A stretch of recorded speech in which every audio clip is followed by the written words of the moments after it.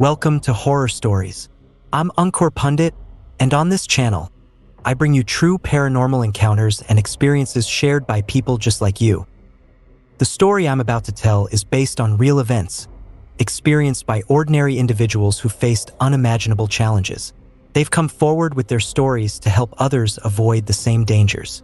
By learning from their experiences, you can steer clear of similar mistakes and protect yourself from the unknown.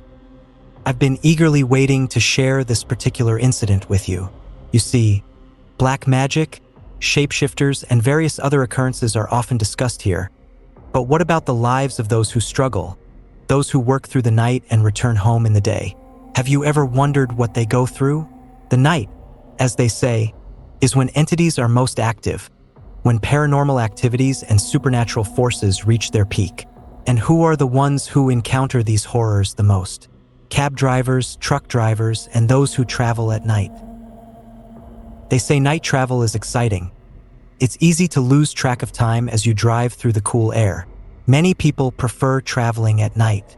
I too enjoy night travel. Who wants to deal with the scorching sun? But as comforting as the night can be, there's also a time between 12 and 3 a.m., a time that's considered the most dangerous for humans, a time when they are most vulnerable. Truck drivers may be accustomed to it, but have you ever thought about what happens if an entity starts accompanying them on their journey? Today's real incident comes from Kumar Reddy, who hails from Amravati. In 2024, Kumar Reddy experienced something so terrifying that if you listen to the whole story, you might think twice before traveling alone at night. You might wonder if there's something, sitting beside you in your car. And if you're watching this video while traveling at night, don't be afraid. Just remember to play the Hanuman Chalisa or think of the God you believe in the most after you're done watching. Kumar Reddy was only 23 years old when he took on the full responsibility of his family. He drove a truck at night to provide for them. But they say when driving a truck, you're never truly alone. You might have a cleaner with you or someone to help load the goods. But if you ever find yourself traveling alone, be extra cautious. If you've ever driven on the Delhi-Gurgaon highway or through places like Rajasthan at night, you'd notice the speeding vehicles with drivers who seem fearless. But sometimes, when the road becomes too quiet, too deserted, strange things start happening. Like the indicator turning on by itself, or some other weird activity in your vehicle. In such moments, you might feel that something is wrong, that some entity is with you. Kumar Reddy told us that he used to drive a truck at night and loved it. There was a unique thrill to traveling at night, no disturbances and great pay. He was responsible for his entire family, and despite his father's warnings, he sometimes drove the truck alone. Little did he know that driving alone would lead to the biggest mistake and the worst trouble of his life. Kumar Reddy shared that one night, around 10 p.m., he received a large order, and despite his father's advice to ignore it if he had to go alone, Kumar Reddy felt he had no other choice. He didn't believe in ghosts or spirits at the time. Though he had heard stories, he never took them seriously. But what happened that night changed his beliefs forever. Now, he advises everyone to never travel alone at night.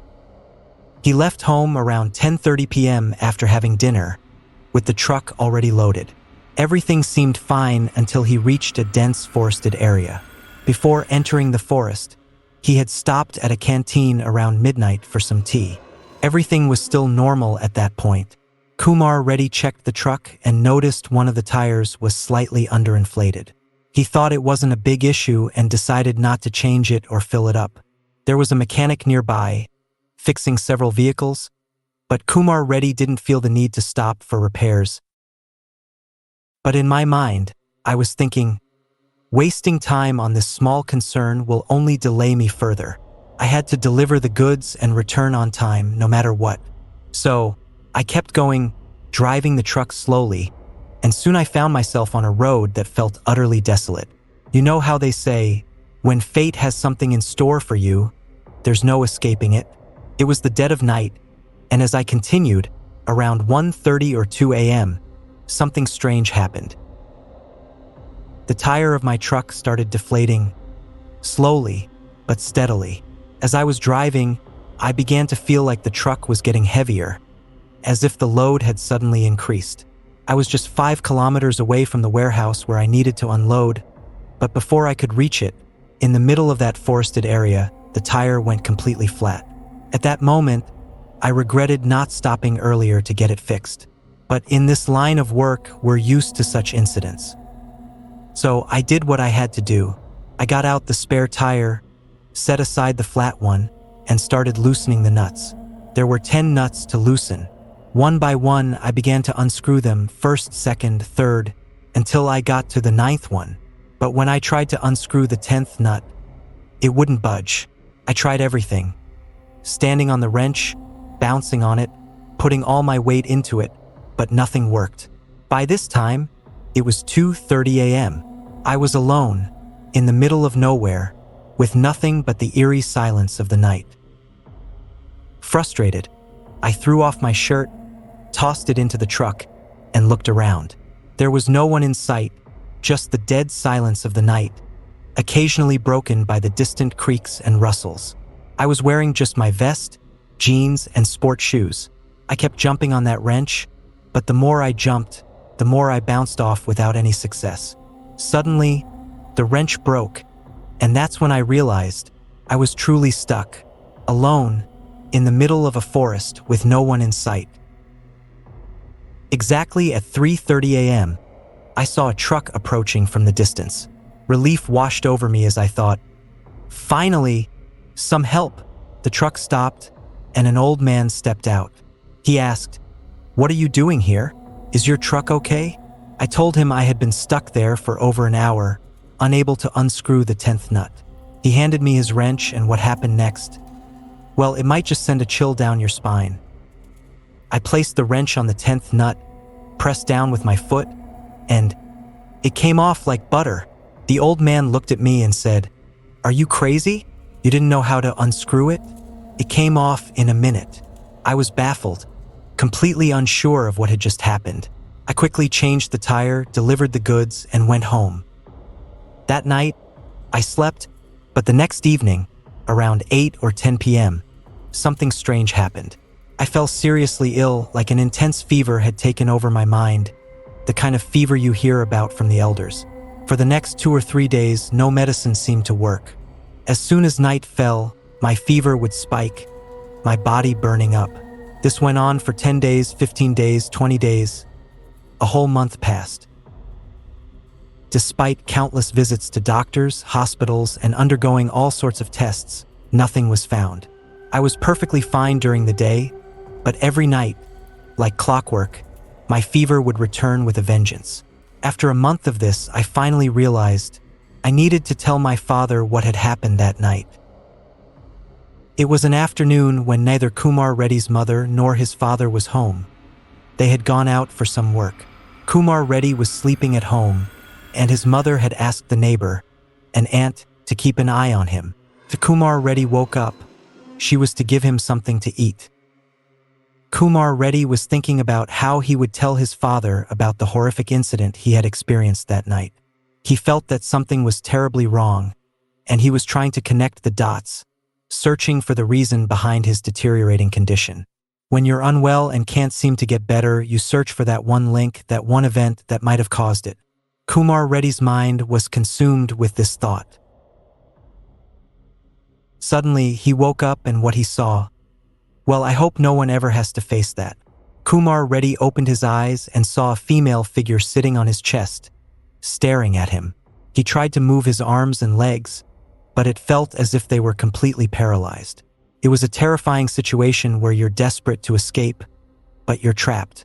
Kumar Reddy felt an intense fear. It was a sensation I can only describe as a nightmare come to life. The entity on him spoke. "In 3 days, I'll take you away.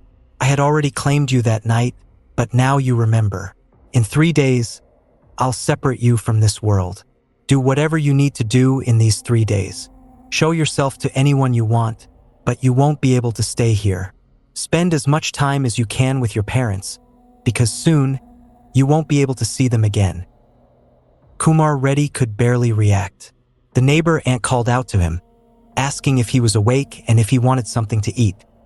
He tried to shout, to call out for help, but the entity was still sitting on him, glaring at him with its haunting eyes, its long hair cascading around. Kumar Reddy tried to reach for a water bottle next to him, but his body was so tightly bound that he couldn't move his hands or even make a sound. His whole body was frozen, and the entity was laughing, enjoying his misery. When Kumar Reddy's mother finally arrived, he bolted upright, crying uncontrollably, and ran to her. He desperately tried to explain what had happened, but his mother, thinking it was just a bad dream, comforted him, holding him close and trying to calm him down. Kumar Reddy's mother reassured him, saying it was just a nightmare, but Kumar Reddy was sure he had seen that entity, and he had heard its ominous warning. Now it was just a waiting game to see what would happen when his father came home. When Kumar Reddy's father returned around 7 or 8 p.m., Kumar Reddy told him about the encounter with the entity. His father, understanding that this wasn't a medical issue but something more sinister, realized that they needed to seek spiritual help.